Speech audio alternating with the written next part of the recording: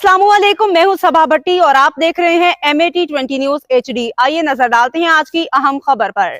नाजरीन, अब रुख करते हैं दोमेल की तरफ, जहां से हमारे district bureau chief Altaf Tahir की खसूसी रिपोर्ट के मुताबिक नाजरीन दोमेल के समाजी कारकुन अब्दुल वहाब ने मीडिया से गुफ्तगू करते हुए क्या कहा, आइए नाजरीन अब उन्हीं की ज़ुबानी सुनते हैं।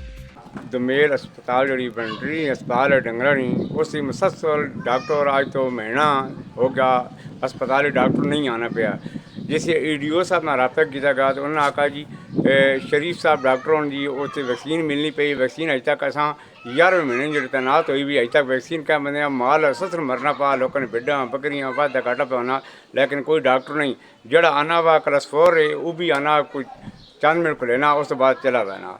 तो जड़ा है अपना डॉक्टर साहब EDO जिला वाले इन्हें इतला की गई, बकायदा MNA साहब की गई भाई इसना कोई हल अज तक कोई हल नहीं रखता।